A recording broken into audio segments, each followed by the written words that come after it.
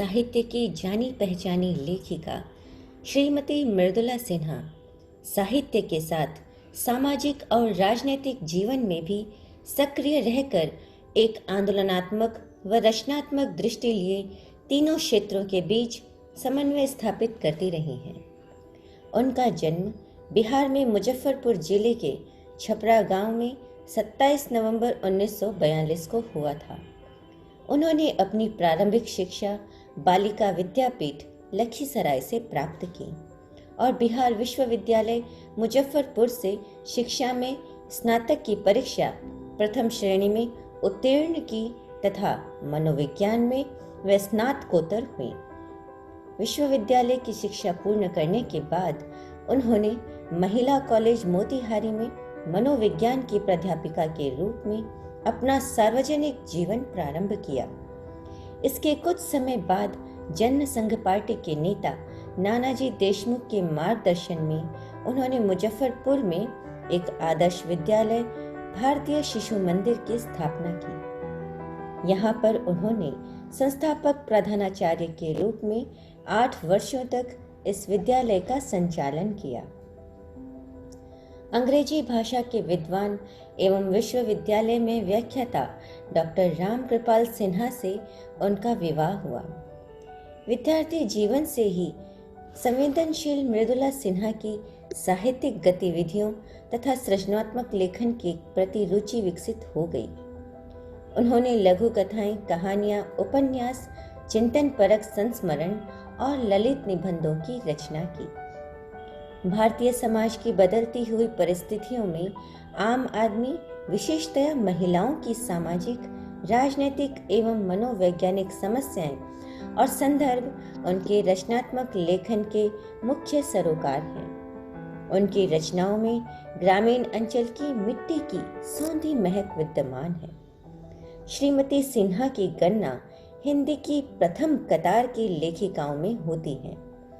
अपने सृजनात्मक लेखन के द्वारा उन्होंने लोक जीवन, लोक कलाओं, लोक गीतों और लोक कथाओं को नई ऊर्जा और गति प्रदान की है।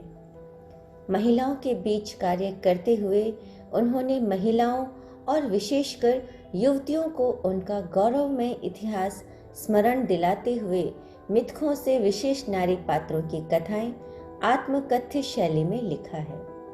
उन्होंने सीता, सावित्री, मंदोदरी, अहिल्या और तारा की आत्मकथाएं लिखी हैं।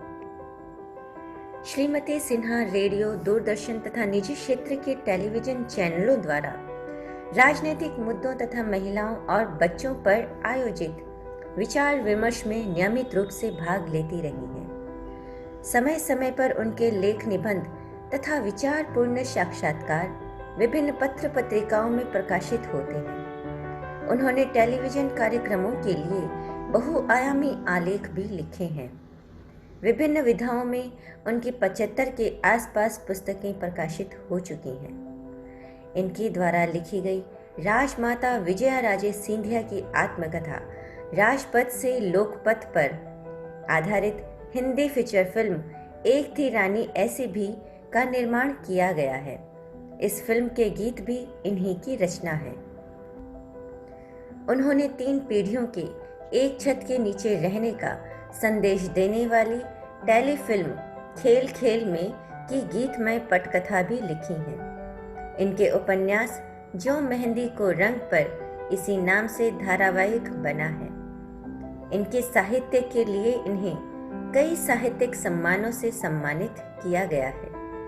श्रीमती सिन्हा ने विभिन्न राजनीतिक पदों पर आसीन होकर दल के अंदर और समाज में अपनी विशेष पहचान बनाई है। श्रीमती सिन्हा गोवा की राज्यपाल के पद पर रह चुकी हैं। प्रधानमंत्री श्री नरेंद्र मोदी जी ने इन्हें स्वच्छता अभियान का एम्बेसडर बनाया। श्रीमती सिन्हा अपने संवैधानिक पद को गरिमापूर्वक निभाती हुई समाज के विभिन्न क्षेत्रों में जाकर जीवन के अनेकानेक कार्यों को प्रोत्साहित करती रही हैं। मृदुला सिन्हा लोक आचरण से संस्कारित सामाजिक संस्कार की प्रणेता तथा साहित्यिक साहचर्य की प्रवर्तक मृदुला सिन्हा का जन्म अंग्रेजी तिथि 27 नवंबर 1942 को बिहार के मुजफ्फरपुर जिले के छपरा गांव में हुआ था। हिंदू पांचांग के अनुसार यह पावन दिवस श्री राम विवाह के रूप में हमारे पौराणिक ग्रंथों में अंकित है। साहित्य में लोक का पुनर्संवर्धन का श्रेय मृदुला सिन्हा को विशेष रूप से जाता है। लोक से संबंधित कथा, कहानियां, गीत, लोकोक्तियां, मुहावरे जैसे ढेरों और भी मौखिक कलाकार के विभिन्न सूत्र हमारे समाज एवं उसकी वीथियों में बिखरे पड़े हैं। दशकों से जब इन सब को सहेज कर एक स्थान पर संकलित करने का कार्य अपेक्षित था, जिससे अपने लेखन के माध्यम से मृदुला जी ने डाल दिया, बस इन्होंने यूट्यूब लेखन पर को मांग रहा हूँ। तथा सामाजिक सरोकार से संबद्ध रखने वाली मृदुला सिन्हा अपनी प्रत्येक पुस्तक में लोक हित में जन संदेश को भलीभांति पोषित करती रही हैं। भारतीय परंपरा की गौरवमयी छवियों को वो अपने लेखन में जिस निष्ठा के संग दर्शाती हैं, वह पाठक को सहज ही उसका अनुसरण करने को प्रेरित करती है। कहानी, आलेख और कविता को उकेरती हुई मृदुला सिन्हा समसामयिक सरोकार के साथ ही स्वाभिमान और आत्म गौरव की बात करते हुए उसमें निज भाषा के सम्मान को सर्वोपरि रखती हैं। किसी गद्य का लेखन हो अथवा पद्य का सृजन हो, जब वह सरल रूप लिए सहज भाव से अवतरित होता है, तब वह स्वतः ही कालजयी रचना की श्रेणी में स्वयं को स्थापित कर लेता है। राजनीति का संसार भी मृदुला सिन्हा के लिए सामाजिक सरोकार को संवारने, उसे विस्तार देने तथा उसके वैभव से सभी को लाभान्वित करने रहने के लिए एक माध्यम रहा है। उनके व्यक्तित्व में निहित सरलता का यही सौंदर्य उनके साहित्य का अपूर्व श्रृंगार है। आज मृदुला सिन्हा हमारे समक्ष साक्षात उपस्थित हैं। उनका अभिनंदन करते हुए हम सभी आज आह्लादित हैं। मृदुला जी, आपका स्वागत है। मृदुला जी, आज की जो हमारी बातचीत, या हम इसको बदकही कहेंगे, क्योंकि हम बिल्कुल घर के परिवार के एक माहौल में हैं, और आप जब यहाँ पे हमारे समक्ष उपस्थित हैं तो ऐसा लग रहा है कि परिवार का एक मुखिया जो हम सब के साथ अपने उन स्मृतियों को साझा करने के लिए उपस्थित हुआ है, जिससे हम प्रेरित होते हैं, आने वाली पीढ़ियां उससे लाभान्वित होंगी। तो मैं आज की इस बातचीत का जो हमारा सिलसिला है वो यहाँ से प्रारंभ करता हूँ कि बचपन से ही जो आपको एक घर परिवार का जो वातावरण मिला अपने परिवार में माता पिता से, तो उससे किस तरीके से आपकी राह सरल हुई और किस तरह की चुनौतियां आपके सामने आई, तो हम घटनाक्रम को वही उसी छपरा गांव में लेके चलते हैं जहां से आपकी यात्रा प्रारंभ हुई। आपने तो ये भी निकाल ही लिया कि राम विवाह पंचमी को मेरा जन्म हुआ, तो ये बहुत अच्छी बात है। मैं लोगों को कहती हूँ, राजीव श्रीवास्तव जी, आज आपका परिचय मिला और हम दूरभाष पे ही बात करते थे, इसलिए पूर्णतः आपको भी नहीं जान पाई थी। तो मैं अभी भी आपको आशीर्वाद देने की स्थिति में हूँ, इसलिए जितने काम में आप लगे हुए हैं विविधताओं का, उसमें आपको सफलता मिले, ऊंचे ऊंचे पद पर आप प्राप्त हो, ये मैं आशीर्वाद भी देती हूँ। और भोगेंद्र जी, जिन्होंने ये सब रचना की है, सारी व्यवस्था की है, उनको भी आशीर्वाद देती हूँ।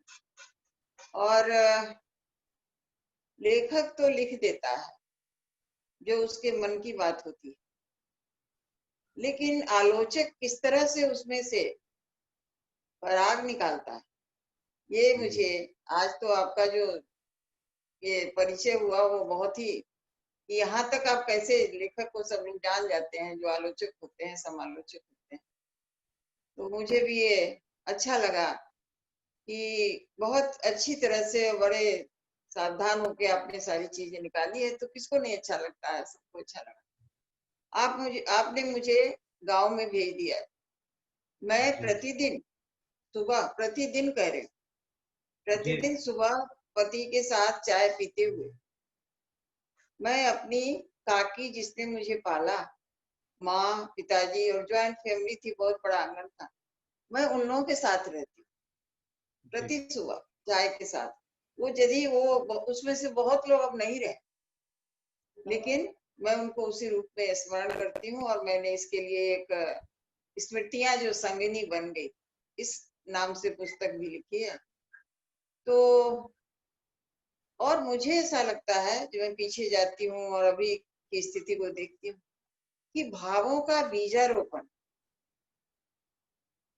वो सभी जो काकी मुझे पालती थी, चाचा एक थे वो पालते थे, माँ, सब लोगों ने मिलके, छोटे भाइयों ने भी मिलके भावों का बीजारोपण उसी समय कर दिया। हम तो ये जी मानते हैं कि ये सारी चीजें प्रकृति से आती है, लेकिन उसका संवर्धन करना, ये तो हमारे बचपन में जो हमारी संगति मिलती है लोगों की, वो कर देते हैं। और आज तक जब जो आपने चर्चा की गीतों, लोक गीतों का, तो मेरी बहन के नाती की शादी, जी उसका निमंत्रण आया मेरे पास। निमंत्रण पूरा भी मैंने नहीं पढ़ा, लेकिन मैं और किसी भाव में डूब गई और स्वर के साथ मैं जी गाने लगी। मेरे लिए कोई समय नहीं होता, जब हुआ तो गाया, रोया, रुलाया, तो मैं गाने लगी, जिसका सचमुच कितना कारुणिक है। अंगने अंगने बोलू, बोलू मतलब बोलना, घूमना। जी जी अंगने अंगने बोलू, बेटा केरा माए, हमारा दुलरुआ के संग केहू नहीं जाने। समाज को जानना चाहिए। वो तो ये विस्तार, ये सब तो अब मैं सोचती हूँ कि विवाह बेटा अकेले चला जाए तो संभव नहीं है। वो मेरी बहन की बेटी है, वो सबको जोड़ रही है, सबसे। आज भी मुझे उसने कहा मौसी आपको तो जरूर आना होगा, आ गया। तो इस तरह से पता नहीं कितने भाव हैं जिनका जी बीजारोपण उस समय हो गया। एक और बात कि मैं इधर धीरे धीरे ये सब मुझे ज्ञान में उसका मैं अवलोकन फिर से करती हूँ, तो लगता है कि अब जाके मैं बचपन में ही हूँ स्मृतियों के साथ, और उसमें से बहुत चीजें निकलती। मैं जी अपनी बहू को बता रही थी कि आप देखो कि उनकी बात याद रखना और बात है, लेकिन मैं तो उनका भाव याद रखती हूँ। उनके वो समय तो में किस तरह के उनके कैसे मुख का ये हुआ, अब उनका विश्लेषण करती हूँ। तो कुछ ये मुझे थाती में निधि के रूप में मिला। और मैं गांव की पहली बेटी थी जिसको छात्रावास में पिता ने भेजा, और ओह 9 वर्ष की उम्र में पिता कैसे लड़कियों के प्रति शिक्षा प्रेमी थे। तो बाकी 2 बच्चे उनके मुझसे बड़े थे, काफी बड़े थे, वो अपना थोड़ा बहुत पढ़े, और मुझे उन्होंने छात्रावास में भेजा। और उस छात्रावास में जो गांधी के जो नियत, गांधी की जो ये था, सिद्धांत था, व्यवहार था, उसके अनुसार उन दिनों वो चल रहा था। सब हाथ से ही हम लोग को सब काम करना पड़ता था। तो उस समय कोई हमारे परिवार में सोच भी नहीं सकता था कि लेटरिन लेटरिन तो था भी नहीं उस तरह से, जी शौचालय वैसा नहीं था, लेकिन कोई वो धोएगा, घर के हमारे बच्चे धोएंगे, ये हम लोग को सब ट्रेनिंग दी जाती बहुत तरह से। वो जी सब अभी सारी स्मृतियां जो वहाँ की बचपन कॉलेज जीवन से, वैसे तो कॉलेज में पढ़ाते पढ़ाते भी मेरी विद्यार्थिनियों ने बहुत पढ़ाया मुझे, बहुत जी ज्ञान दिया। और भारतीय शिशु मंदिर में तो बच्चों ने कितना पढ़ाया, कितना सिखाया, कितने भाव दिए, तो उसके अनुसार लिखने में हिचक नहीं होती है। और उन सारी चीजों को कहीं ना कहीं उतारे करें, ये मन में चला रहता है। दूसरी बात कि खैर आगे मैं उस सब बात कहूंगी, आपने तो बचपन का ही मांगा है। बचपन में जी मैं बहुत लाडली थी। मेरे 3 भाई बहन थे, 2 बहन और भाई मुझसे 10-10 साल के बड़े थे। बहन 20 साल की और भाई 10। लेकिन मैं इकलौती बच्ची की तरह पाली गई। मैं हमेशा सबके कंधे पे चलती थी, चाचा लोगों के, बहुत दुलारी थी। 11 भाई बहन थे सब मिला के, लेकिन मैं सबसे दुलारी थी। अब क्यों थी पता नहीं, सब बहुत करते थे। और जी उससे, उस प्यार से, उस दुलार से जो मेरा घट भर गया, उसको आज तक मैं छिड़कती चलती हूँ सब जगह, और मेरी अपने आप हो जाता है। ये अपने जानबूझ के मैं नहीं करती हूँ कि आपसे प्यार से बोलूं, लेकिन अपने आप ये सबसे होता है। ये बचपन की निधि है मेरे पास। जी।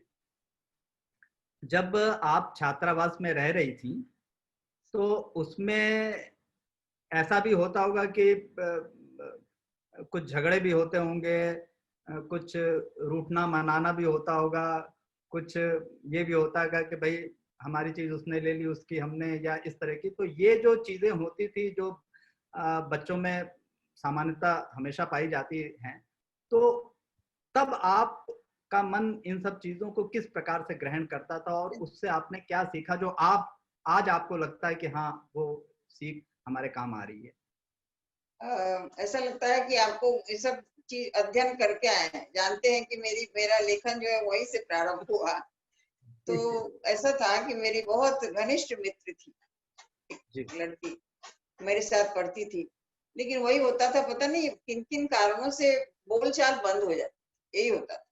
अब वो बोलचाल बंद होना वो दोनों के लिए सजा की तरह था, हाँ, दोनों को सजा मिलती थी, दोनों बेचैन हो जाते थे, परेशान हो रहे थे कि हम लोग नहीं बोल रहे हैं।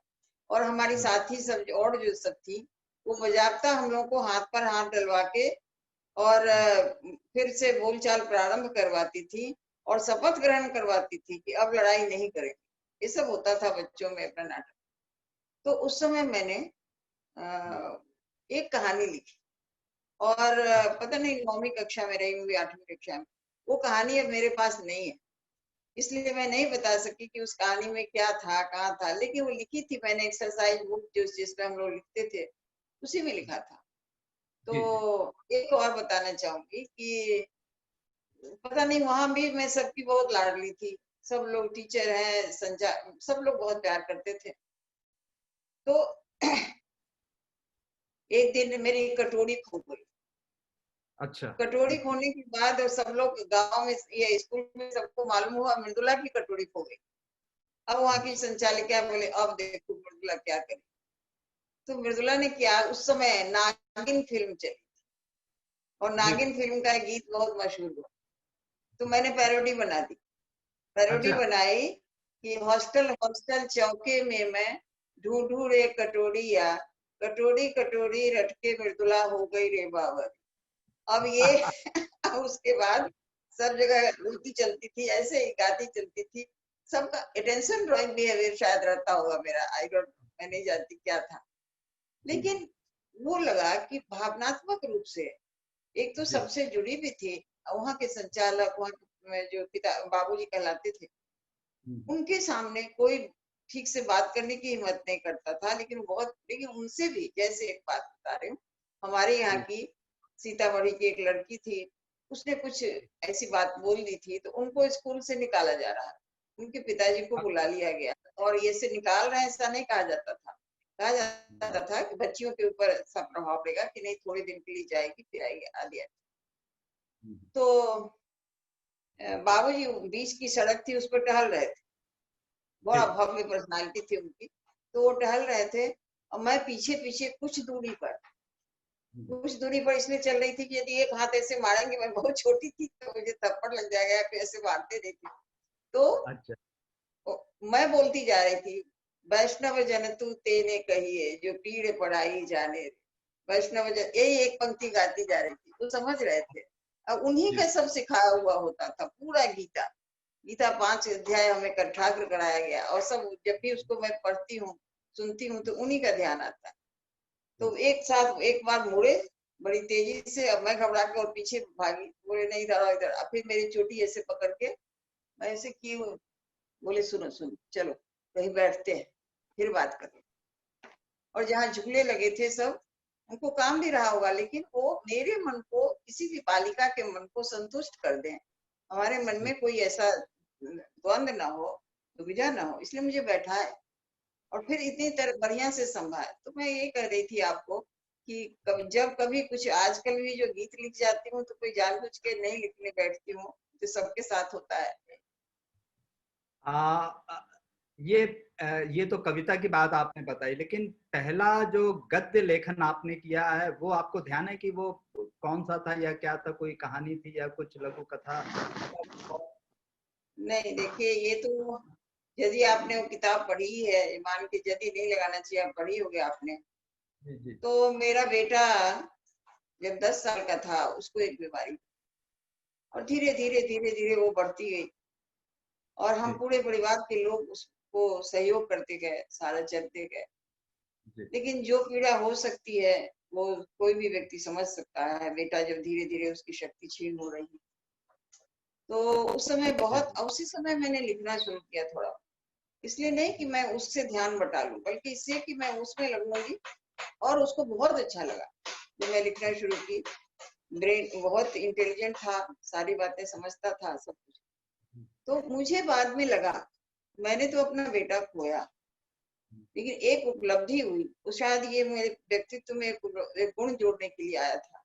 10 साल रहा हमारे साथ, तो उसमें यही था कि अन्य जो माता पिता हैं सारे, कितने के साथ ऐसे बच्चे दिव्यांग होते हैं, उनके लिए कुछ मंत्र देना, उनको बताना, विकलांग के जो माँ बाप, कि किस तरह से उसको हम सामान्य बच्चे की तरह रखें, किस तरह से अपना घर का वातावरण। नहीं, और भी 3 बच्चे थे मेरे, तो मैं ये सोचती थी कि घर का वातावरण दुखमय नहीं होना चाहिए।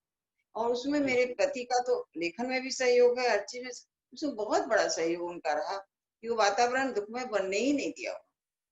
वो तो बहुत सारी बातें उसे कहते थे। अब जैसे एक बताना चाहूंगी, उसका मोरल इतना ज्यादा करते थे, इतनी कहानियां सुनता था वो।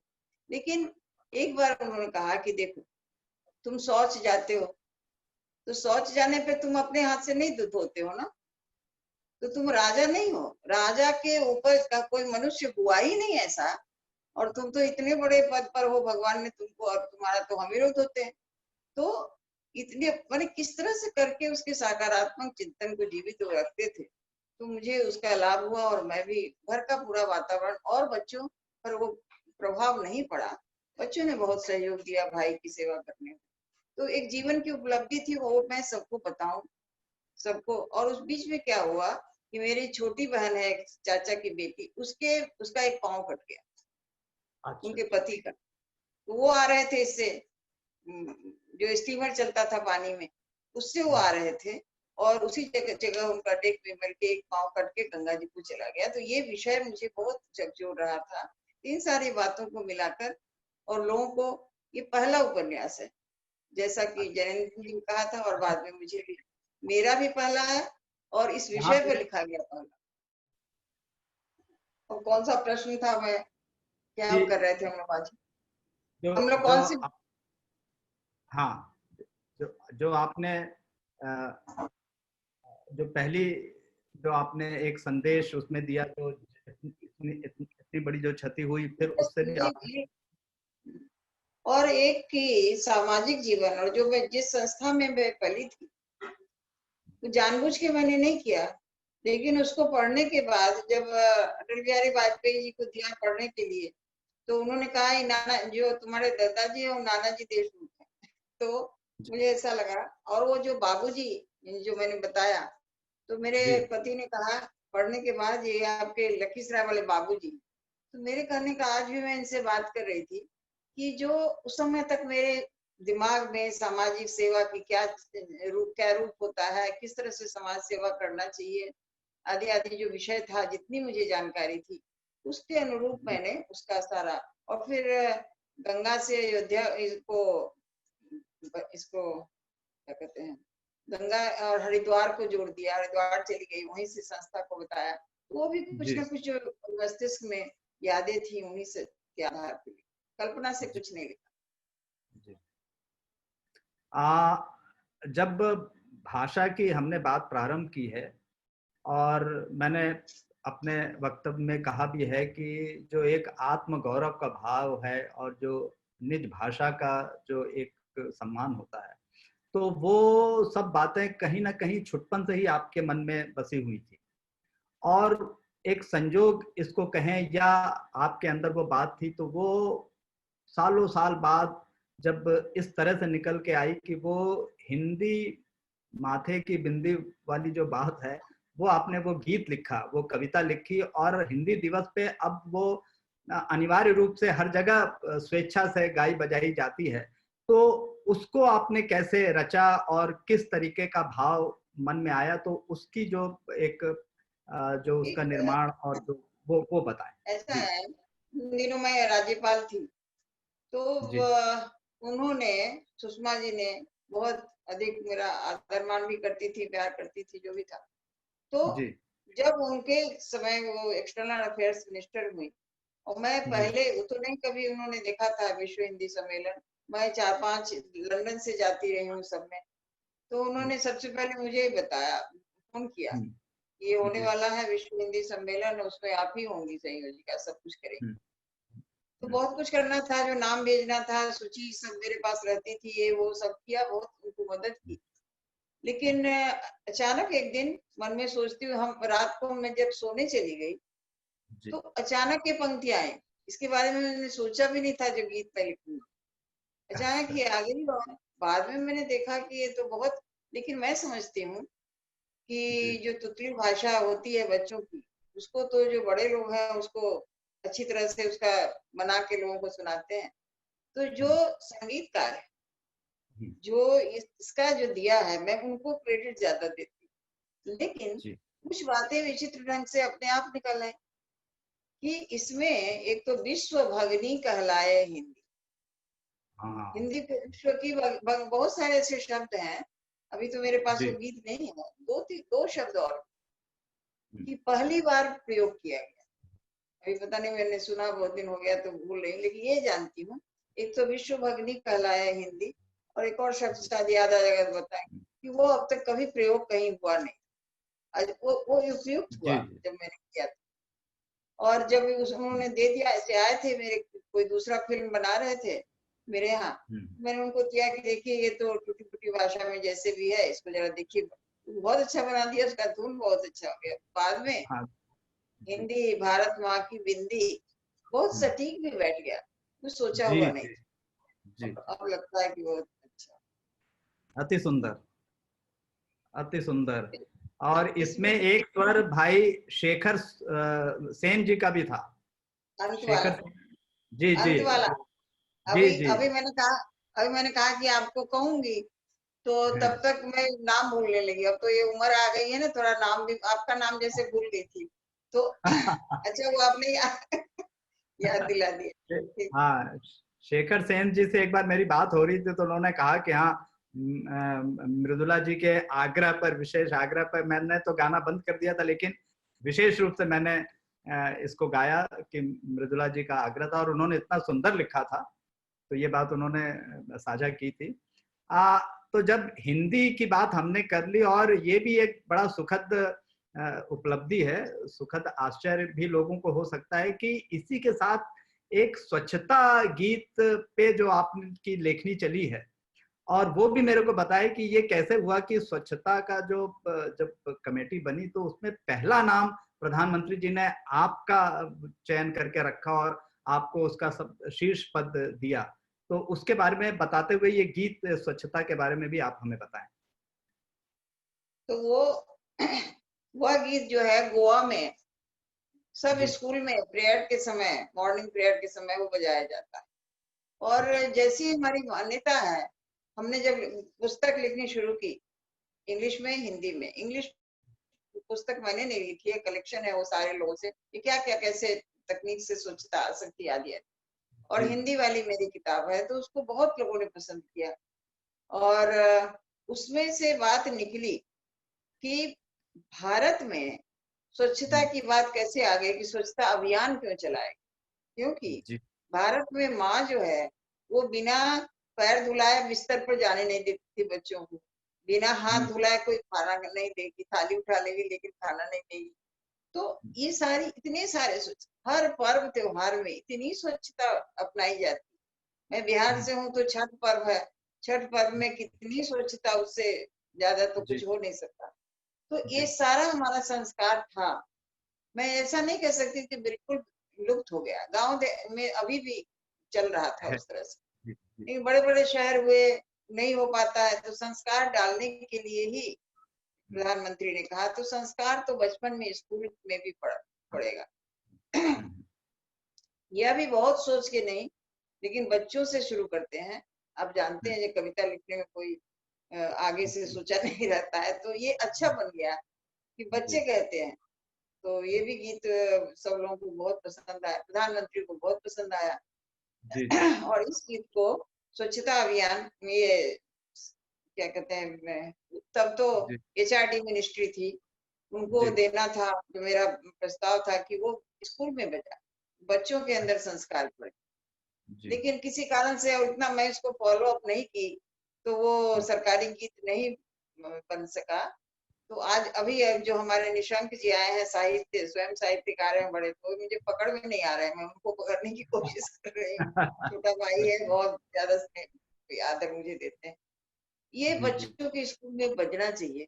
गोवा में जब बजाना शुरू किया तो उसका बहुत अच्छा लोगों को, गोवा में तो भाषा कंपनी है, लेकिन हिंदी के ये गीत हमारा बजता था, तो इसलिए हो जाता है लिखने का, एक संदेश देने का मन का भाव है, जो कैसा होना चाहिए, बच्चे कैसे कर सकते हैं। अच्छा, और जो आपका जो साहित्य का और समाज का, और फिर जब आप उसके समानांतर आपका जो ये राजनीति में जो कार्यक्रम आपका चल रहा था, तो राज्यपाल बनने के बहुत पहले, जब अटल जी के समय में आप यहाँ दिल्ली में थी और वो महिला समाज कल्याण की जब आप जी अध्यक्षता थी, तो उसमें एक नया प्रयोग आपने प्रारंभ किया था। वो ये था कि जो बच्चों का, विशेषकर लड़कियों का जो एक जो टूर था, स्कूल का टूर था, तो वो आपने कभी कहीं केरल के बच्चे हैं, कहीं महाराष्ट्र के, कहीं बिहार के, उत्तर प्रदेश के, मध्य प्रदेश के, तो इन सबको मिलाकर आपने सबका एक टूर जो आयोजित किया, उसमें एक दूसरे की संस्कृति, क्या खा रहे हैं, क्या रह रहे हैं, वो सब जो किया, तो ये विचार बड़ा अनोखा विचार था। तो इसके बारे में बताइए कि ये पहल आपने कब शुरू की? उस कार्यक्रम में मैंने एक भारत श्रेष्ठ भारत नाम नहीं दिया था। अभी प्रधानमंत्री ने एक भारत श्रेष्ठ भारत नाम दिया है, लेकिन उस समय जितने नए कार्यक्रम मैंने किए, बहुत सारे, और नया विचार, नए शब्द, जैसे संग चले जब 3 पीढ़ियां, चढ़े विकास की सभी सीढ़ियां, ये लोगों के दिमाग में बैठ गई बात। बहुत कल भी मुझे कोई कह रहा था, आप तो तीनों पीढ़ी को साथ लेके चलना चाहिए, ये सब तो वो समाज की आवश्यकता है। आज जब घर में दादी नानी नहीं है, दादा नहीं है, अभी हमने दिखाया है अपने एक उपन्यास में कि कोरोना काल में दादी भी रह गई, दादा भी रह गए, तो बच्चे कितना सीखे उनसे। ये अभी मैंने इस उपन्यास में भी लिखा है। तो वो जो स्थिति थी, मैंने उसके लिए बहुत अभियान किया कि ये मिडिल क्लास के लिए 2 बेडरूम मत बनाओ, एक दादा दादी का कमरा बनाओ। तो ये सब बहुत, लेकिन उसमें ही ये भी आया कि सब बच्चों को साथ साथ भेजो, 4 दिन 5 दिन के लिए रहेंगे साथ, और एक राज्य से दूसरे राज्य में वहां के बारे में सीखेंगे। ये बहुत उपयुक्त कार्यक्रम हुआ। मैंने ये शिक्षा मंत्री को बताया भी कि इस चीज को आप पुनः चालू करें, ये बहुत बड़ी। लेकिन एक और इससे जुड़ती हुई बात मैं बता दूं आपको कि अभी हमने गोवा में हिंदी कोंकणी बहिनी बहिनी, हिंदी को कोंकणी बहिनी बहिनी, ऐसा कार्यक्रम लिया विश्वविद्यालय में। तो ये बजाते विश्वविद्यालय की ओर से इसको मैनेज किया गया, दोनों विभाग के लोगों ने, और 2-2 किताबें हिंदी की और 2 कोंकणी के एक्सचेंज करके एक दूसरे को दे दिया पढ़ने के लिए, कई लोगों को दिया। और 2 दिन का बहुत बड़ा, उसमें बहुत बढ़िया सेमिनार। और हम मैं ये चाहती, आप भी जानते हैं सब लोग, कि चाहे आप जिस भाषा में लिखिए, चाहे जिस योग्यता से लिखिए, लेकिन यदि आप किसी परिवार का वर्णन करेंगे, चाहे कोई भी भाषा हो, तो परिवार में पिता का रूप वही होता है, नाना का रूप वही होता है, माँ वैसी ही होती है, वो कहाँ बदलती है। वो तो हमारे संस्कार में है ना, जो स्थायी संस्कार है। तो ये खोजना था कि कोई भिन्नता नहीं है, ये खोजो। और वो खोजा और बहुत अच्छा। उसके बाद फिर मलयालम वाले आए, तो मलयालम कोंकणी बहिनी बहिनी, तो ये भी किसी ने मुझे कहा कि ये इतना बढ़िया कार्यक्रम हुआ, पूरे मलयालम से बहुत लोगों को बुलाया, वहां से केरल से मैंने, फिर ये राजभवन में ही कार्यक्रम कराया। तो एक नई दृष्टि, नई ये दिया, बुला के उनको मिलने से भी बहुत कुछ सीखते हैं एक दूसरे से लोग। और जो लोग पढ़ के आते हैं वो बहुत बढ़िया से बोलते हैं, उसमें से बहुत सूत्र निकालते हैं जो राष्ट्रीय एकता के लिए जरूरी है, तो इसलिए वो भी सब किया।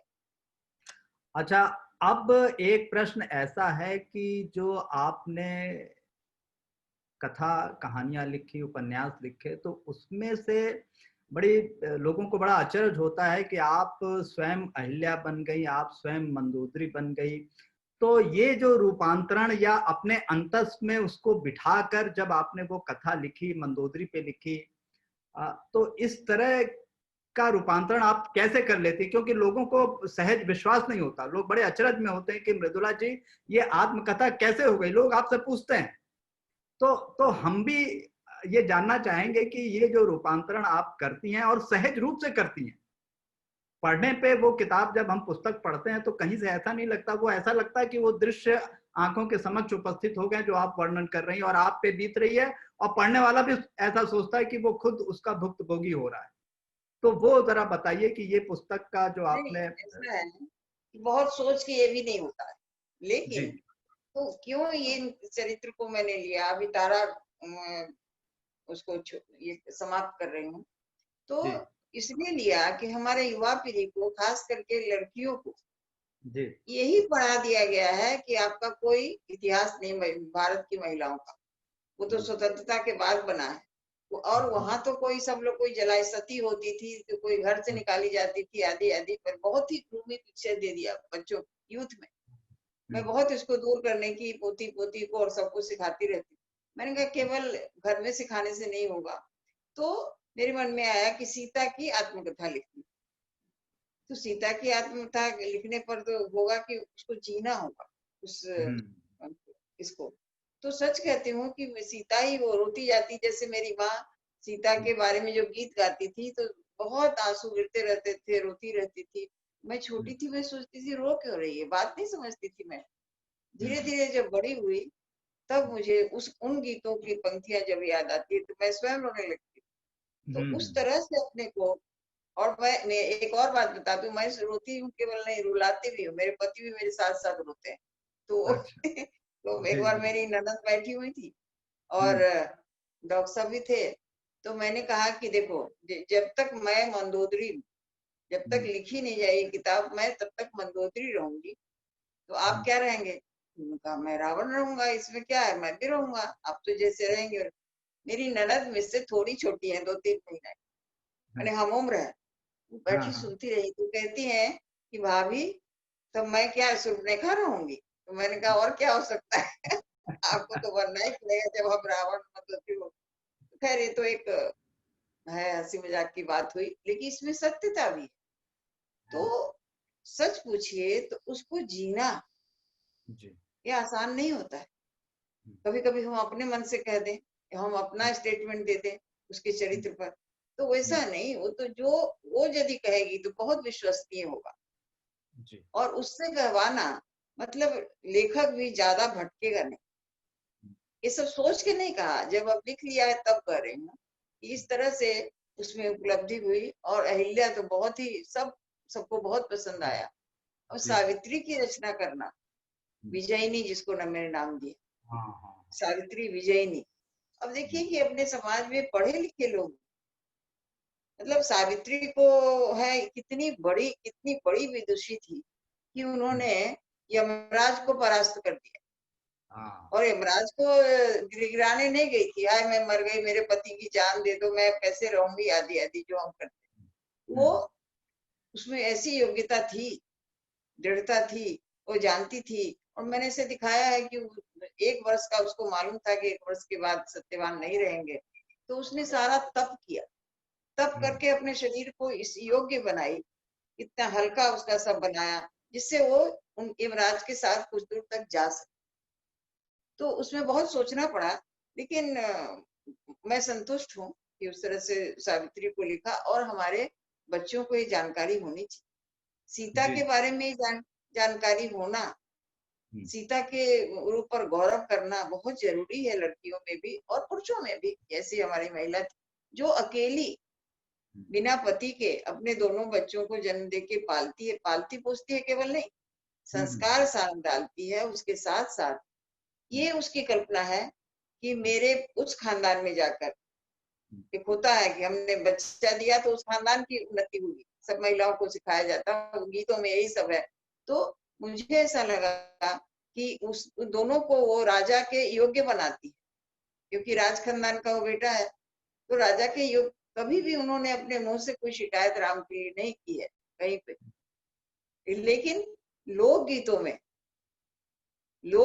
में राम को सीता ने माफ नहीं किया, ये कहा जाता है। जी तो महिला खास के गाती है जो होती है, उसका मतलब ये है कि वो यदि माफ करती तो एक बार नजर उठा के तो देखती, वाल्मीकि आश्रम से आई, सारा यज्ञ हो रहा था, इतने लोग थे, नजर उठा के भी राम के को नहीं देखती। और ये विषय पर जब मैं आती हूँ अभी भी आपको बताऊंगी तो मेरा रोमांच सा होता है। कितनी बड़ी सजा राम को दी, कितनी बड़ी सजा दी गई। तो सब जो भी था, तो इस तरह से ये चीजें बच्चों के विषय में जानना कि उनमें क्या गुण था और किन परिस्थितियों में उन्होंने किया। रामायण की कहानी को मैं नहीं सुनाऊंगी, सब लोग सुन रहा है, देख रहा है और बहुत मन से देखते हैं लोग, लेकिन इन पात्रों को लिखने का, अब देखिए कि अभी जो मैंने तारा लिखा है, तारा के बारे में, उसके गुण के बारे में कोई जानता ही नहीं। मैंने सीता में भी उसको प्रस्तुत किया है, सीता अपनी बोली, और अभी तो इंडिपेंडेंट उन्हीं के ऊपर उपन्यास। तो इसलिए एक और बात कहूँ, किसी ने मुझे कहा, पूछा आप सीता की आत्मकथा कैसे लिख सकते, अब वो मेरी सब किताबें पढ़ते हैं। तो मैंने कहा, एक रुक करके पार्लियामेंट की उस गैलरी में हम लोग घूम रहे थे, कहीं जा रहे थे, बोले दीदी आपने सीता की आत्मकथा कैसे पढ़ लिए थे वो सज्जन। तो मैंने कहा रुक करके इसलिए लिखी कि मैं सीता हूँ, मतलब उनका चेहरा अब तक मैं भूलती नहीं हूँ। जैसे वो मुझे देख रहे थे, जैसे आदर भाव मुझे करते हैं, लेकिन उस दिन तो बहुत ही, दीदी ये भारतवर्ष की महिलाओं को बता दो, सब बोले कि मैं सीता हूँ, इतना ऐसे तो बोलना चाहिए। हाँ मैं सीता हूँ, मैं मिथिला की बेटी हूँ, और मैंने मिथिला सीता को जिया है, और सीता को शास्त्रों के माध्यम से नहीं जिया है। सीता को मैंने, जो सीता ग्रामीण जीवन में है, अब मेरी दादी गाती थी, रोती थी, सीता धरती में गई समाये, मुखऊ नहीं बोलली। सीता मुख से नहीं बोलती है राम से, और धरती में चली गई। कितनी बड़ी सजा है राम की। तो इन सारी चीजों को निकालना, अब हमारे दिल्ली में, बॉम्बे में ऐसी महिलाएं हैं जो पूछती हैं कि सीता ने राम को माफ किया कि नहीं, तो मैं कहती हूँ लोक साहित्य पढ़ो, माफ किया कि नहीं तो पता चलेगा। तो इस तरह से उन चरित्रों के बारे में लिखना, और डर बहुत रहता है कोई भूल ना हो जाए। सीता पर कलम उठाना कोई आसान नहीं था, बहुत डरती थी मैं, एक शब्द इधर उधर हो जाता तो हमें राजीव श्रीवास्तव जी भी छोड़ते नहीं, क्यों लिख दिया ऐसा सीता के बारे में आपने। तो इसलिए वो डर डर के लिखा, फिर विश्वास हो गया नहीं लिख सकती, तो सबके मन में फिर बैठ के लिखती। तो आपके लिए 2-3 प्रश्न भागेंद्र भाई के पास भी हैं, वो भी मेरे को इशारा कर रहे हैं कि मुझे भी 2-3 प्रश्न पूछने। तो भागेंद्र भाई आप क्या पूछना चाह रहे हैं, आप पूछें। नहीं, मेरे पास तो प्रश्न नहीं है, बल्कि मृदुला जी ने एक टीवी के साक्षात्कार में ये गीत सीता के बारे में सुनाया था, उसकी एक झलक सुनाना चाहता हूँ इस समय। ये जो हमने ये लोक संस्कार में और ग्रामीण परिवेश में जो हमारे यहाँ कथा कहानियां बिखरी पड़ी हैं, साहित्य बिखरा पड़ा है, तो मृदुला जी आपकी जो एक नवीनतम पुस्तक जो आई हुई है वो है बिहार के इंद्रधनुषीय लोक रंग।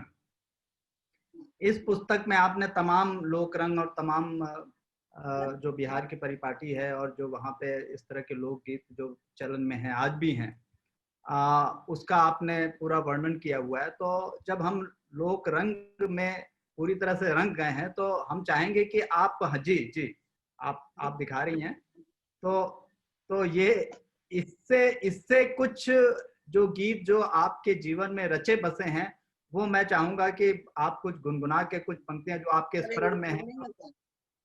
अब तो दादी वाला गला मेरा हो गया। अच्छा। मैं भी दादी की स्थिति में आई तो मेरा गला भी नहीं गा पाती हूँ। लेकिन एक गीत की पंक्ति ऐसे सुनाती हूँ, आप देखिए लोक गीतों में कितना मतलब भाव भरा है और साथ साथ तथ्य भरा है। और परिचय जैसे मिथिला के बारे में सब लोग जानते हैं कि भारत मिथिलांचल जो है वो वहाँ एक से एक विद्वान रहते थे, सब था। एक और बात कि मिथिला के लोग आज भी वो अपनी सीता को वही समझते हैं कि हमारी सीता यही है, मिथिला में है, और उस तरह से उनका भाव है। लेकिन गीतों के माध्यम से लोग, इतना सुंदर गीत है जिसमें भारत का जो दर्शन है वो आता है। और वो क्या है, जब मैंने लिखा था, मैंने नहीं लिखा था, लोग गाते थे। बहुत अच्छी अच्छी पंक्तियां हैं, शायद मैं अभी नहीं गा पाऊंगी, दादी वाला गला हो गया।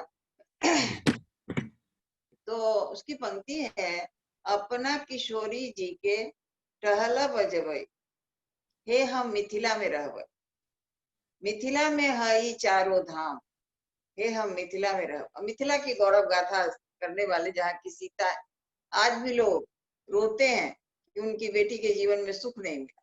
और मिथिलांचल में ये अभ्यास था, आज भी है बहुत जगह, कि उस तिथि पर, जिस तिथि पर मेरा जन्म होता, वो अपने बेटी, किसी बेटी को ब्याह नहीं करते।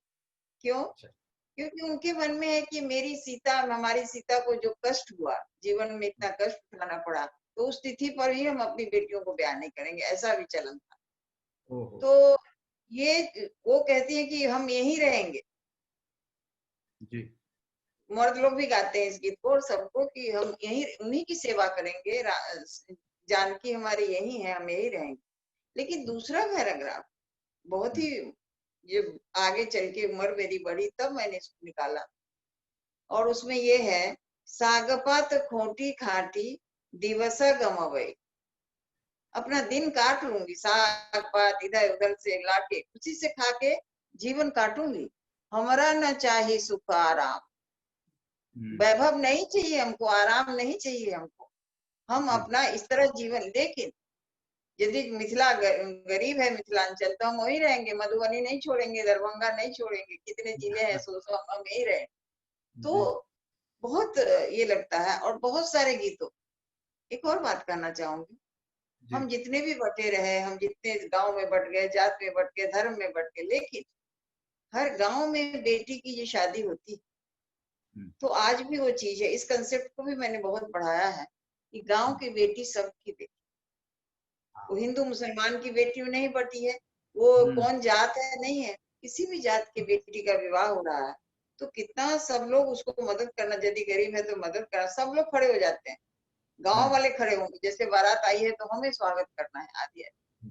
तो इस तरह से बहुत चीजें। एक बात और मैंने ध्यान देके निकाला कि हमारे यहाँ एक, जिसको एक कट्ठा भी जमीन नहीं, कुछ नहीं, दरवाजे पर कोई जानवर नहीं, ऐसे एक जाति के घर में, बहुत गरीब था, हमारा हलवाहा था, वहां पे मेरे पिताजी गए, नहीं उसकी शायद टोपी लगा के गए, 4 लोग बारात आए। अच्छा। और बाबूजी मेरे टोपी भी लगा के बैठे, लेकिन उसकी कुर्सी पर नहीं बैठ रहे थे, कुर्सी तो बेचारे को थी ही नहीं, और कहीं से कुर्सी भी लाए थे, जो भी था। लेकिन महिलाएं गीत गा रही थी, 4 आदमी बारात आए थे, पत्तल पर चावल दाल एक सब्जी परोसी गई थी, और महिलाएं क्या गीत गा रही, सोने के थाली में 56 व्यंजन। अब उस समय तो हमने सुन लिया, लेकिन बाद में चल के कि क्या है ये, कौन सा सपना है। भारत को सोने की चिड़िया कहा, लेकिन घर जिसके कुछ भी नहीं था, बैठने खटिया भी नहीं था, जमीन पे सोता था, और उसमें एक कैसे हो गया। दूसरी बात वही जो मैंने कहा आपको कि वो गांव की बेटी थी, 4 आदमी बारात आया था, बहुत गरीब, लेकिन बाबूजी मेरे जाके वहां खड़े हुए, समाज की बेटी। और जिस गांव में ब्याही जाती थी, आज भी बहुत है, उस गांव में, उस गांव का लोग पानी नहीं पीते, यहाँ बेटी ब्याही है हमारी। कितना बड़ा समाज था, कितना उन्नत, कितना उदात, क्या समाज की व्यूह रचना जो थी हमारे समाज, हमको कहीं और से सीखने की जरूरत नहीं। आज भी पुरानी नींव नया निर्माण करना है तो उन सूत्रों को निकालना है, कैसे हम एक सूत्र में बांध सकते हैं, कैसी रचना थी ग्रामीण जीवन की रचना पे। तो मैं जब सोचने लगती हूँ तो मेरे पति, हम दोनों बात करते हैं, रोते भी हैं, हंसते भी हैं, ये भी सोचते हैं कैसी बहुत अच्छी रचना थी। तो इसमें से वो, अभी हमने स्वच्छता गीत सुना, और ये मृदुला जी की लेखनी से जो शब्दों की लड़ियां निकली हैं, तो वो कितने हृदय को स्पर्श करती है और किस प्रकार हम सबको प्रेरित करती हैं, वो हमने साक्षात इस गीत को सुनते हुए अनुभूत किया है।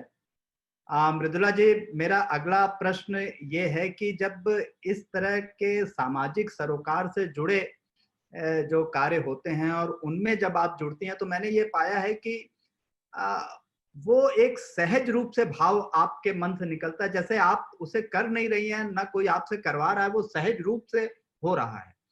तो और अभी भी जो आपका समाज के विभिन्न वर्गों से जो सरोकार है, जो उनके लिए आप कार्य करती हैं, तो ये जो सहजता है, उसके बारे में ज़रा बताइए कि ये लोगों को अपने जीवन में कैसे लाना चाहिए? क्या इसका कुछ उपक्रम है? कुछ प्रयास लोग कर सकते हैं अपने जीवन में इस तरह से सहजता को ग्रहण करने के लिए? ऐसा है कि सहजता भी तो प्रकृति के द्वारा हमारे अंदर डाली हुई सबसे गुण में आता है, उसको ही है, प्राकृतिक गुण है। लेकिन इसको अभ्यास भी किया जा सकता है। अभ्यास करने के लिए मुझे ऐसा लगता है, किसी भी पद पर आप रहें। अब जैसे मैं आपको उदाहरण के लिए बताऊं कि मुझे जो नौजवान आते थे, नवयुवतियां आती थी, मेरे सामने तो सब नौजवान है, तो वो लोग सब मुझे दादी करके जाते थे। अब कोई कोई मेरा स्टाफ था, उसको गुस्सा आता था, ये लोग दादी क्यों कहते हैं? मैंने कहा अरे करने दो ना, मुझमें यदि उनको दादी दिख रही है तो क्या फर्क पड़ता है, ये सब कोई फर्क वाली बात। अब यहाँ आई हूँ तो यहाँ भी ड्राइवर है, हमारे दो सहयोगी, लड़का गांव का, ये सब लोग मुझे दादी ही कहता है। तो मुझे उसके लिए क्या रहना पड़ता है? सहजता तो आपके अंदर है, हम उसको इतने आवरण में ढक लेते हैं, सहजता बेचारी कुचल जाती है। तो सहजता को छोड़ दीजिए जैसे है वो, और समाज के लिए जिए, अपने अंदर समाज को समाये हुए। मेरी तो साहित्य आप बहुत पढ़े होंगे, लेकिन किसी जैसे कहा ना मैंने, हलवाई जो था उसके बेटी की बहुत गरीब, क्या उसकी एक संस्मरण लिखा मैंने, और बहुत लंबी कहानी के रूप में वो तो लोग आश्चर्य करते थे कि भाई कैसे उसको तुम संभाल के रखी हो, कैसे? तो क्यों आ गया मेरे अंदर कोई, मैं साइकोलॉजी की विद्यार्थी हूँ, स्मृति पटल पे कोई विषय तब तक इसलिए रहेगा बहुत दिन तक कि आपने बहुत आत्मीयता से उसको देखा है, बहुत आत्मीयता से लिया है उसको। कभी आपको भिजवाती हूँ, जरूर पढ़िएगा, झगरुआ का पेट ऐसे करके है, बहुत मशहूर है, वो गांव में मशहूर था बाबूजी का, वो पढ़िएगा, आपको अच्छे लगेगा। तो इस तरह से जिससे भी मिल रहे हैं, बात कर रहे हैं, आप जैसे हो वैसे रहिए ना, उसको जो लेना होगा आपसे ले लेगा, जो देना होगा वो दे देगा, लेकिन आप सहज हो जाइए जिससे भी मिल रहा है। मेरे यहाँ बहुत लोग आते थे मिलने पहले भी, और राजभवन में तो बहुत दरवाजा खुला था, हम किसी को आज तक वहां ना नहीं कहे आने दो, क्या होगा, नहीं आप थक गए, एडीसी बोलते, मैं नहीं थक, क्यों, आने दो, वो तो मुझे कुछ शक्ति दे के जाएगा, और अनजान आदमी है।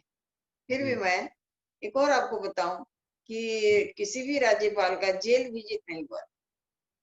मैंने कहा नहीं, मैं तो जेल जाऊंगी, वहां देखूंगी, करूंगी, वहां स्वच्छता अभियान चलाऊंगी, ये मन में सोच के गई थी। वहां लोगों को संकल्प दिलाऊंगी, एक संकल्प जो प्रधानमंत्री दिया था, मैं सब जगह संकल्प चलाती। लेकिन वहां जाके तो हमने कहा कि सोचा कि इसमें क्या सोचता अभियान हुआ, इतना स्वच्छ, ये नहीं दिखता था कि मेरे कारण राज्यपाल आ रहे इसलिए था। मैंने चीफ मिनिस्टर से पूछा कि अरे हमको तो आपने मौका ही नहीं दिया, ऐसी व्यवस्था आपके यहाँ है? तो बोले वो 5 स्टार है, 5 स्टार जेल है, बहुत बढ़िया, और बहुत सबने सांस्कृतिक कार्यक्रम दिखाया, सब हुआ, सबको लगा हुआ। किसी ने कहा बाद में कि अरे हम तो, हमारे घर के लोग जो है बुजुर्ग, वो तो वो लगी, हमको राज्यपाल नहीं लगी, अब इसको हम क्या करें? कुछ नहीं, इसमें परिश्रम करना। मैं एक उदाहरण देती हूँ, बहुत पहले एक लेख लिखा, क्या आप कुछ छुपा रहे हैं? मतलब जो नहीं है आप, या जो गुण नहीं है, अवगुण है, उसको छुपाने की कोशिश करोगे तो नहीं छुपता है। अब जैसे मैं उदाहरण देती थी महिलाओं को ही कि ये यदि मेकअप करते रह जाओगे बहुत ज्यादा, तो उसमें समय भी जाएगा और वो बेकार होता है, उसमें मेकअप की इतनी जरूरत नहीं होती है, और सबको उदाहरण। तो सहज रहने से वो ग्राह्य भी होता है जी। सहजता यदि है तो बहुत लोग आपको, अच्छा हमारा क्या है जीवन का उद्देश्य? हमारा जीवन का उद्देश्य है कि ज्यादा से ज्यादा लोगों के दिल में रहे, ये भी तो एक उद्देश्य। तो उसमें जब सहज आप होंगे, नहीं तो कट जाएगा। जैसे राजनीति में रह के मैं कहती थी कि धक्का देके आगे बढ़ने की कोशिश मत करो। किसी प्रदर्शन में कोई अटल जी बेचारे परेशान हो, देखो तो इतना सबको हटाना पड़ता था सब। मैंने कहा नहीं, पीछे रहो, पीछे रहोगी तो जरूरत पड़ेगी तो लोग आगे खींचेगा, और सबसे आगे रहोगे तो जरूरत उसको धक्का भी दे देगा। अभी अभी इसलिए अभी थोड़े दिन पीछे रहो, लोग खींच लेगा आगे। तो इस तरह से सब। और एक बात और, कि जो मैं लिखती थी या जो मैं कहती हूँ आज तक भी, मुझे ऐसा लगता है कि वही व्यवहार मुझे करना है। अब किसी को भी आदर्शवादी व्यक्तित्व, आदर्श महिला का लिख दिया मैंने, तो मुझे कहीं से लगता है कि मतलब ये लगता है कि ऐसे ही रहना है। ये भी होता है, साहित्यकार लिखते लिखते लेखनी और उसके व्यवहार में अंतर हो, तो वो लेखनी हमारी हमको बाध्य करती है कि आप जिस जो बहुत अच्छा चरित्र गढ़े हो वैसे ही चलो। तो आपने जो सहजता की बात की है, तो मुझे स्मरण आ रहा है कि गोवा में रहते हुए जब वहाँ के स्थानीय लोग या उनके गांव में कुछ इस तरह का कोई पर्व त्योहार होता था या शादी ब्याह होता था और उसमें आपको निमंत्रण मिलता था, तो आप सहज पहुंच जाती थी, और वहां पे वो राज्यपाल लोगों को नहीं दिखता था, वो दिखता था कि जैसे हमारे घर का ही कोई सदस्य आ गया है। तो वो भी अनुभव जरा बताइए कि वो किस तरीके से आप कर पाते। वो जो है वो मैरिज डेस्टिनेशन है। ये सब मैं अनुभव अपना लिख रही हूँ, बुक में भी लिख रही हूँ, एक किताब तैयार। तो जब वहाँ शादी में सब जाती थी तो दूल्हा जो दुल्हन है, पुजारी को तो पंडित जी मंत्र पढ़ाते रहते थे मंच पर, थोड़ी देर लोग बैठा लेते थे। तो मैं कहती नहीं, बैठने, गुजराती शादी है, मराठी शादी, देख रहे तो ये कैसे कैसे हो रहा। तो दूल्हा दुल्हन का भी ध्यान हमारी तरफ आ जाता था, सब लोग इधर देखते थे। बाद में मैंने कहा, हाँ एक बार देखे कि दूल्हा दुल्हन को बैठा दिया मंडप पे, सब मेरे साथ फोटो खिंचा रहे हैं। वो लोग आके, औरतें आके सब मेरे साथ फोटो खिंचा। मैंने कहा अरे ये जो दूल्हा दुल्हन है जो मुझे जो बैठाए हो, ये तो 55 साल पुराने हैं। वो दूल्हा को देखो ना, ये तो बूढ़ा दूल्हा, इसको क्या देखना। तो बोलते थे लोग नहीं नहीं, हम इसी दूल्हा दुल्हन के साथ फोटो खिंचाए। तो बहुत सर, एक कोई गीत उत गाने की बात नहीं होती थी, कहीं कहीं लोग माइक देता था, आशीर्वाद देते। तो विवाह के ऊपर मैंने बहुत लिखा। शायद आपने किताब नहीं पढ़ी हो, 2 किताबें हमने विवाह पे लिखी है। तो आप, मैं गीत नहीं गाती थी वहाँ, कहीं आशीर्वाद जो देती थी, उसमें कई जगह पंडित जी बोलते थे कि अब मैं क्या बोलूंगा, अब मैं क्या आशीर्वाद दूंगा, तो सब दे दिया। तो स्त्री पुरुष को जो जिस तरह से विवाह के बाद आगे बढ़ना, ये 2 किताबें आई। जी दाम्पत्य के की धूप छांव, जी पत्नी मनोरमा। हाँ, जी। तो ये दोनों, इसका लोकार्पण मेरे 60वां विवाह दिन पर मुरारी बापू ने किया।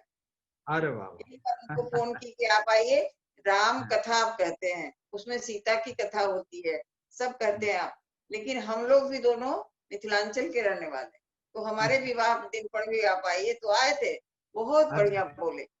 मैं उसको प्रिंट भी कराने वाली हूँ, सब भाषण सब। तो इस तरह से कहीं ना कहीं जाएं तो जीवन जीने का कुछ मैसेज यदि हमारे अनुभव से प्राप्त किया है तो 2 लोगों में बांट देना, ये जानबूझ के नहीं करती, वो स्वतः, जैसे आपने सहजता बोला, सहज भाव से वो सारे पीछे आ जाते। अच्छा, ये बताइए कि आपने अटल जी के साथ में काम किया और फिर अभी वर्तमान प्रधानमंत्री, उनके साथ भी आप काम करती रही हैं, तो अटल जी के साथ जो आपके अनुभव हुए हैं, जी, सहजता की, जी जी जी जी, ये 200 लोगों ने इसमें लिखा हुआ है, ये मेरे 75वें जन्मदिन पे। अच्छा, ये जी जी जी जी जी, जो दिल्ली में किया था आपने। और तो अब ये बताइए कि जब आपने इतने लोगों के साथ में काम किया, अटल जी के साथ में आपने काम किया, और अटल जी को जब आप प्रारंभ में कुछ कुछ लिखती थी तो वो आप उनको दिखाती थी और वो बताते थे कुछ कुछ बातें, तो वो संस्मरण जरा सुनाइए कि किस तरीके से। कभी तो बड़े खुश हो जाते थे, अच्छा ऐसे करते थे, कभी कभी ऐसे मुंह हो जाते, तो मैं समझ जाती थी मुंह बनाए। लेकिन एक गीत है जिसका, एक गीत जो है, मैं कहीं गई थी पार्टी के कार्यक्रम में, तो कल्याण सिंह जी ने बहुत अच्छा गीत सुनाया, 3 दिन का प्रोग्राम होता है, हाँ तो हाँ कल्याण सिंह जी बहुत अच्छा गीत सुना दिया, सब लोग तालियां बजी, बहुत बड़ा कॉन्फ्रेंस था। तो पता नहीं क्यों मेरे मन में आया, मैंने भी एक गीत लिख दिया। अब दूसरी मीटिंग जब हुई बहुत बड़ी जहाँ पे, वहां मैंने नहीं, वहीं जब वो अपने टेंट में तो हम ठहरते थे होटल में, तो वहां मैं चली गई और उनको दिखाया। जब उनको दिखाया तो वही मुंह बनाने ला और खुश होना, उस अंडरलाइन करना, वो सब चल रहा था। अच्छा वो अच्छा गीत एक कैसेट बना है, उसमें कुछ आधी पंक्तियां उनकी है जो अच्छा उन्होंने चेंज कर दी, और आधी अच्छा पंक्तियां मेरी एक फ्रेंड जानती है इस बात को, और कोई नहीं जी जानता, मैं कहती रहती हूँ।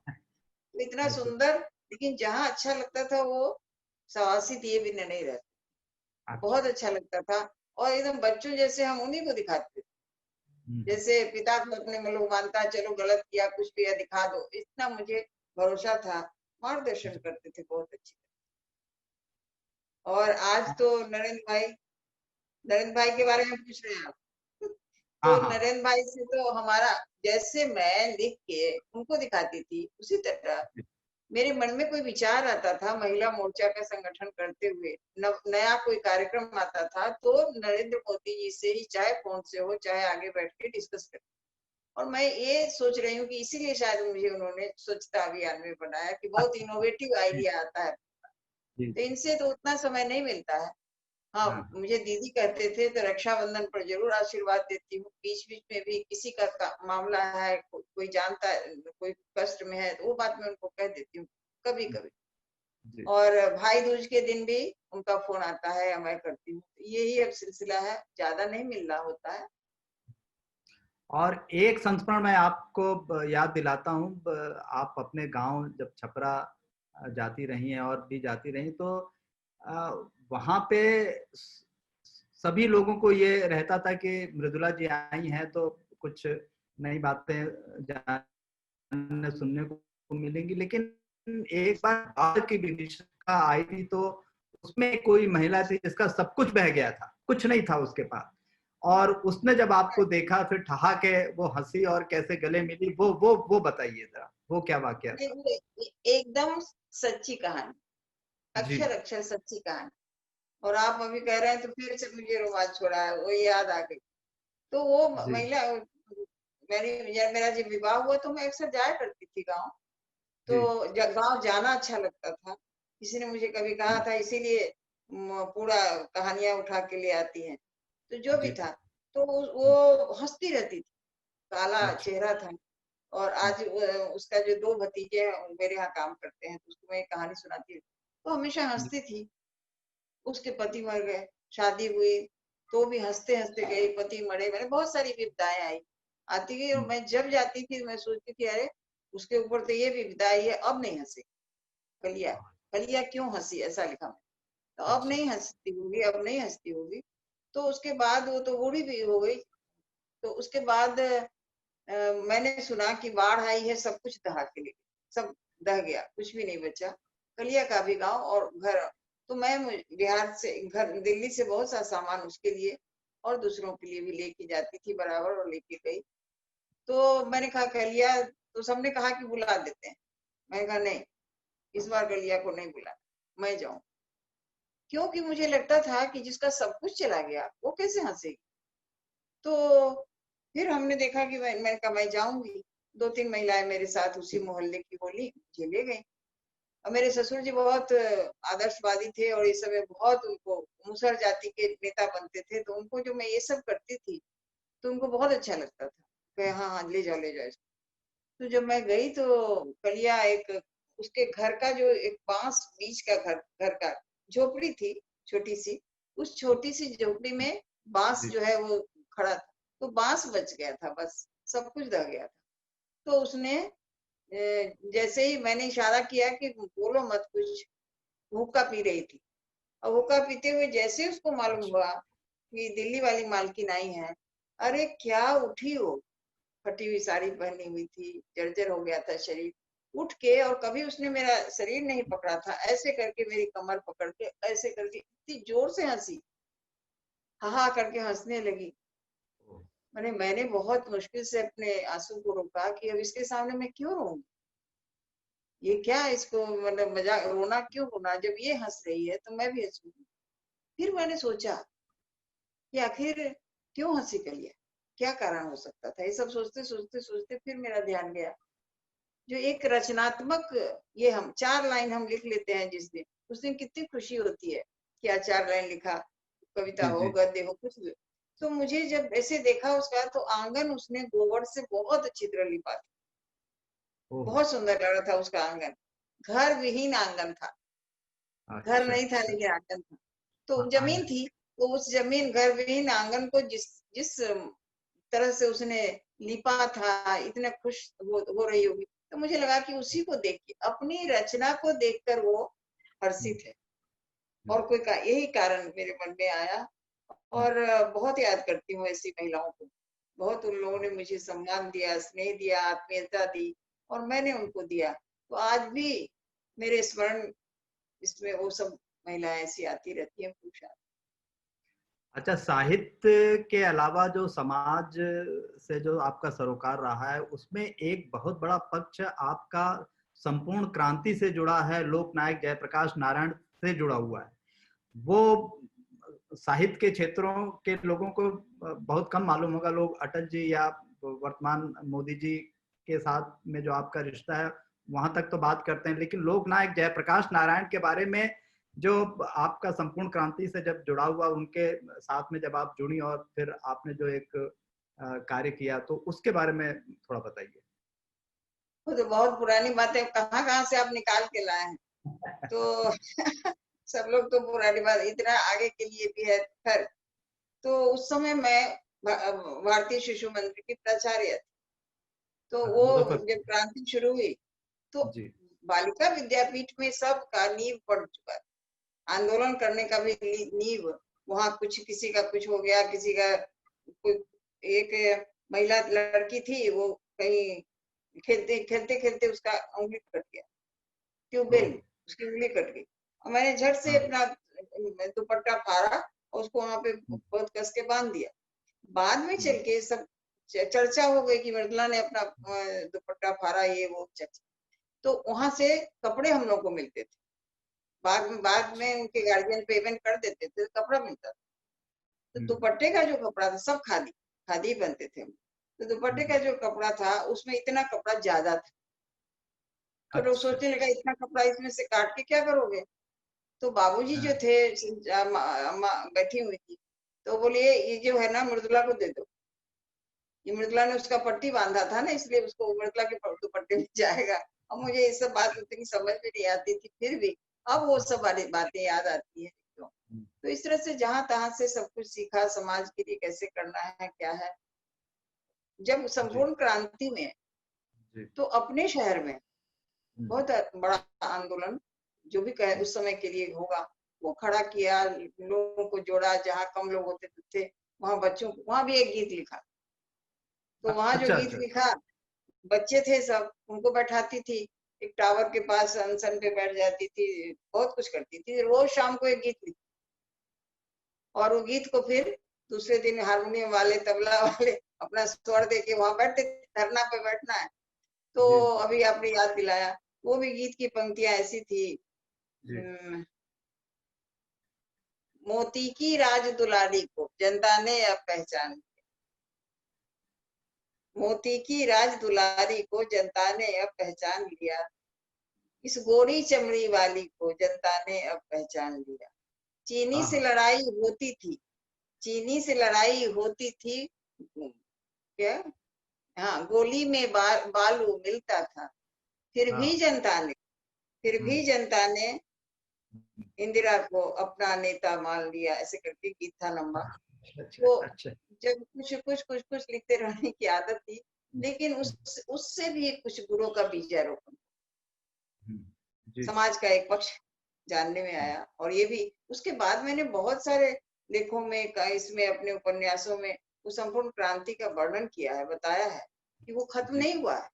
जी जी। वो हम लोग सोचते हैं ना, एक आंदोलन चला गया, नहीं, नहीं। वो रहता है। और समय समय पर साहित्य में सब कुछ आता रहता है। जी जी। अब एक प्रश्न ऐसा कि डॉक्टर साहब, आपके पतिदेव अंग्रेजी के बहुत बड़े विद्वान, व्याख्याता, और आप हिंदी की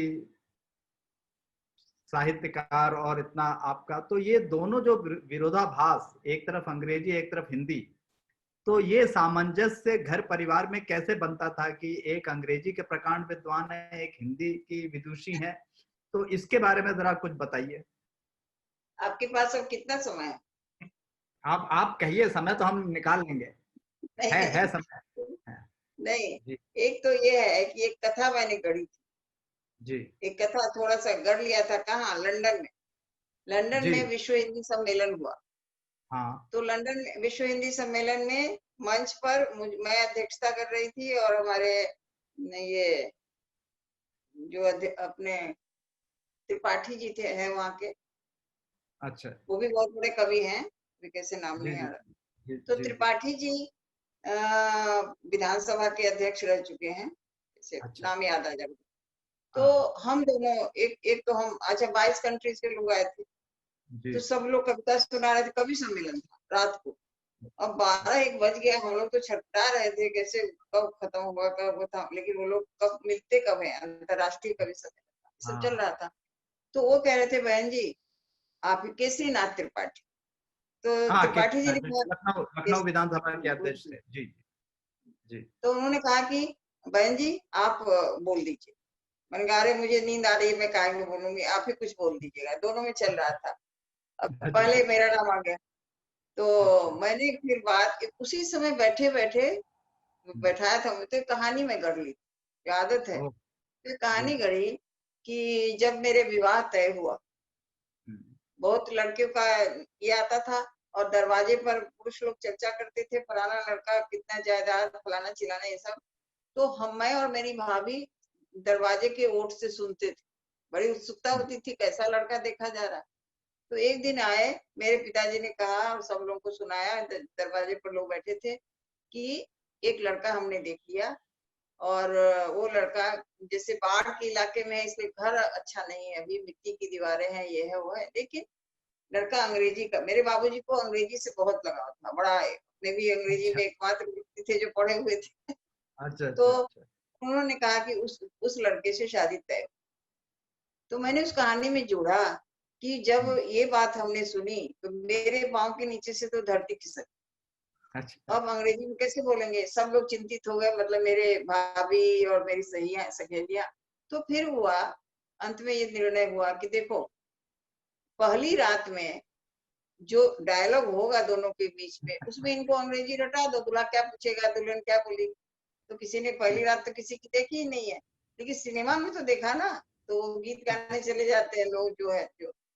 तो उसमें हुआ कि 4-5 पंक्तियां मुझे अंग्रेजी की रटवा दी। मैं फर्स्ट ईयर में पढ़ती थी अंग्रेजी तो जानती ही थी, फिर भी कहानी हाँ में जोड़ा मैंने कि फर्स्ट।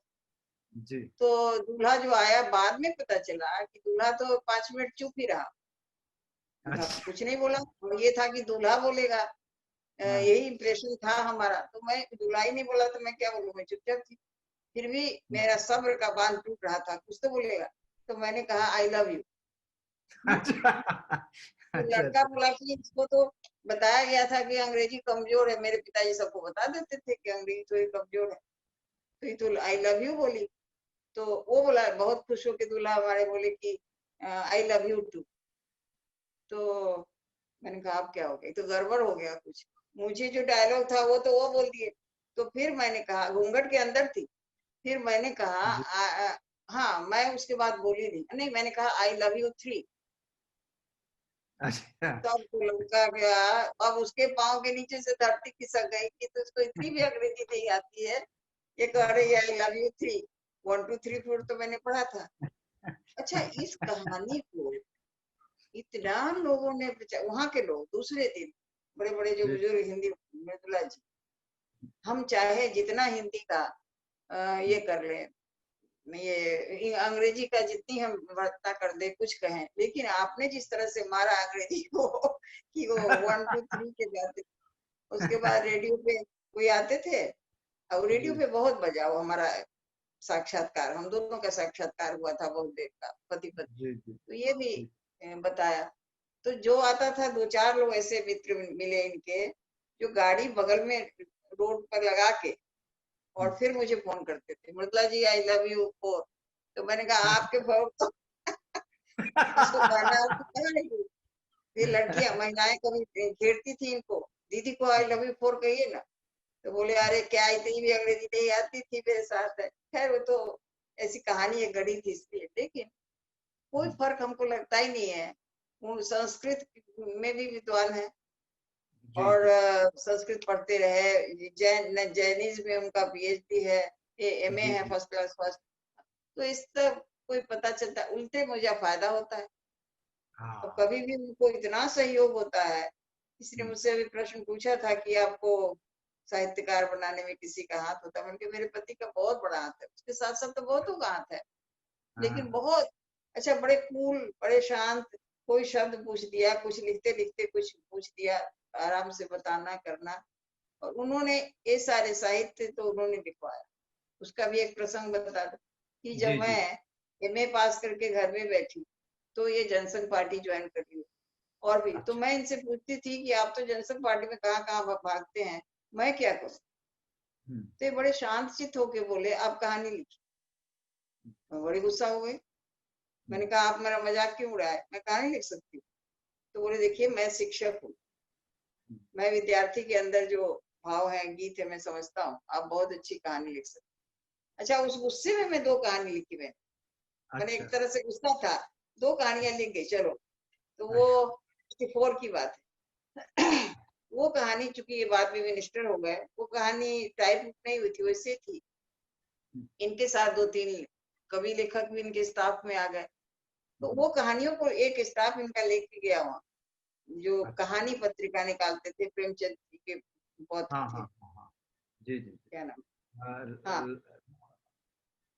हाँ, जो भी आप, उनके बेटे निकालते थे, अमृत राय जी या हाँ वही ना, वही अमृत राय। तो फिर उनकी जब उन्होंने कहानी पढ़ी, एक छोटी कहानी थी, तो उन्होंने पढ़ने के बाद मेरे डॉक्टर साहब के स्टाफ को कहा कि ये महिला कहाँ की रहने वाली। मैंने कहा ये परिचय नहीं देना, मिनिस्टर की पत्नी है, इसकी जरूरत नहीं। कहना कि कोई महिला जो लिखना शुरू की। तो बोले ये तो प्रेमचंद जी की कथा है, कथानक है। अच्छा। प्रेमचंद जी का विषय भी ले लिया इन्होंने। वो गाय और एक बूढ़ा आदमी, गाय के पालन ऐसे कैसे, ये कहानी थी। और लेकिन मैं कहानी पत्रिका में नहीं छाप पाऊंगा कि थोड़ी छोटी है, इसको कहिए थोड़ा बड़ा कर। बड़ा मेरे से हुई नहीं कहानी, मैं बड़ी कर ही नहीं पाई। अभी भी वो ऐसे ही है अपने, लेकिन बहुत ऐसी कहानी है। और उन्होंने कह दिया कि तो प्रेमचंद जी का विषय इनका है, तो फिर हो गया मेरे लिए कि बहुत बड़ा, बिल्कुल जी। अच्छा, अभी जब आप पीछे मुड़कर देखती हैं, 75 साल से ऊपर, मेरे ख्याल से 77 चल रहा होगा आपका। 80 नहीं चला, 77, हाँ 77, 77, हाँ 77 चल रहा है। तो अब जब आप पीछे मुड़ के देखती हैं, तो जो उसका पूरा सार, जो निचोड़ निकल के आपके सामने आता है, तो उसमें ऐसी कौन सी बात या घटना या कौन सा ऐसा उपक्रम है जिसको आप हम सबके साथ साझा करना चाहेंगे, जो एक संदेश भी हो, लोगों के लिए एक प्रेरणा स्रोत भी हो? कोई ऐसी बात जो आपको बार बार याद आती हो, जो स्मरण आता हो पिछले 77 सालों के निचोड़ के रूप में?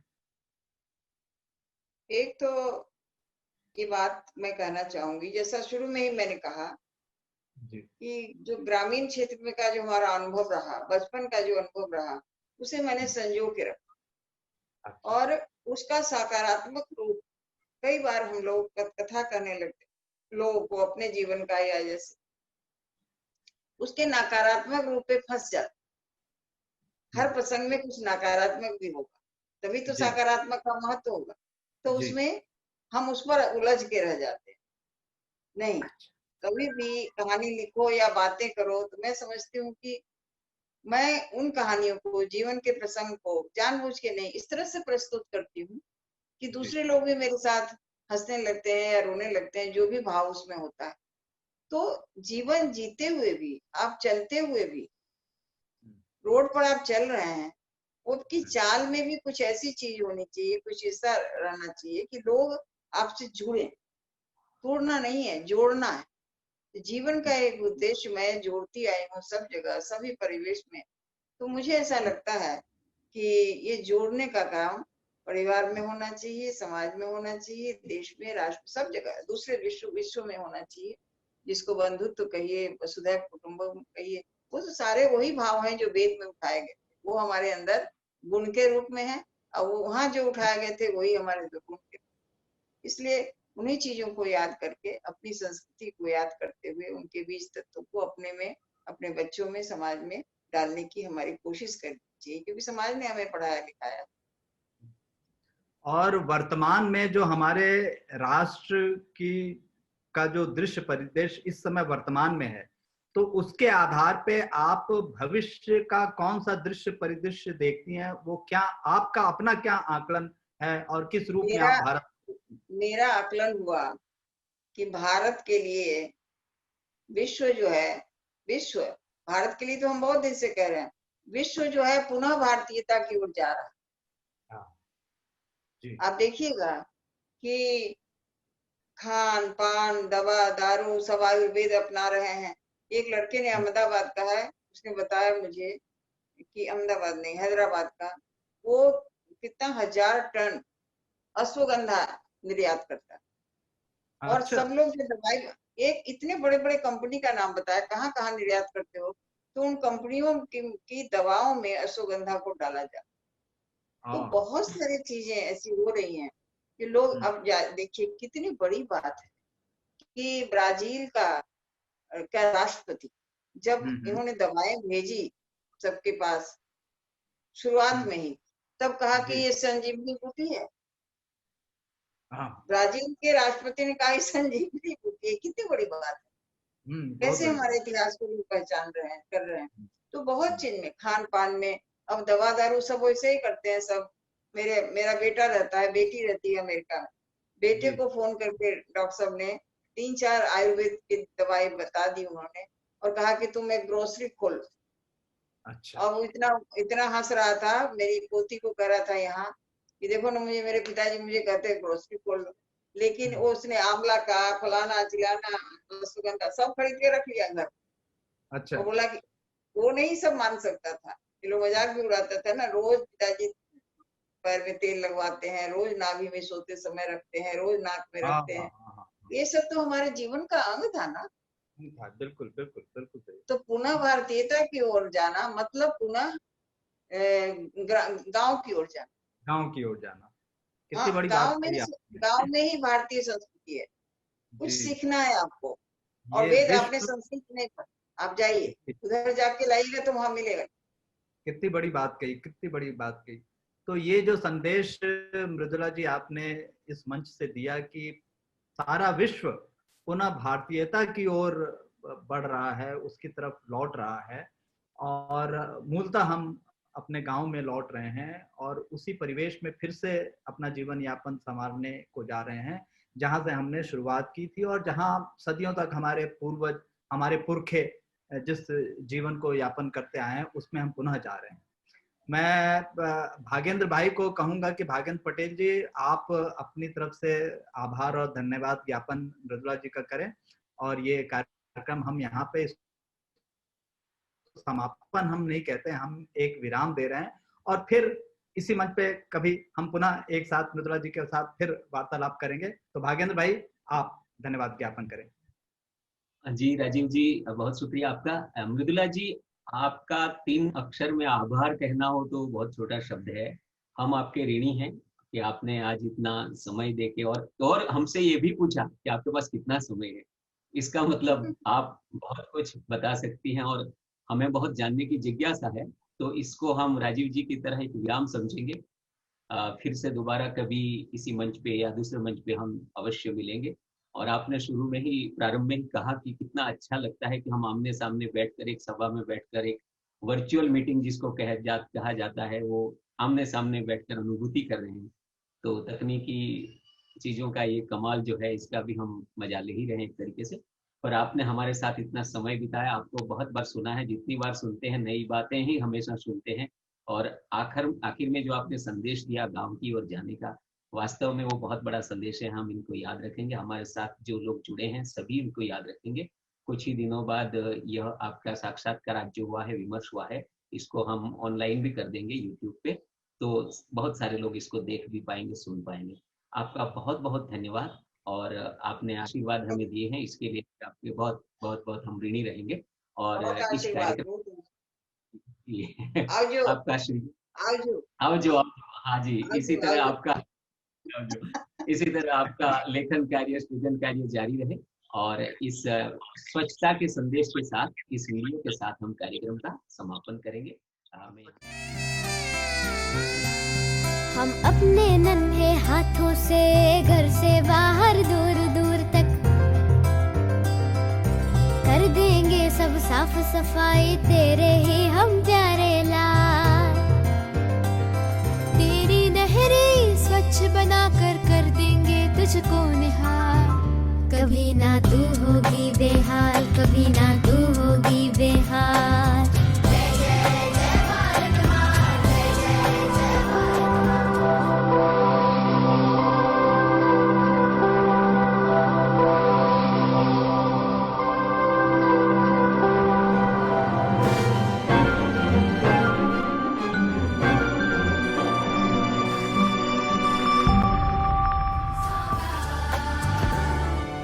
जय जय जय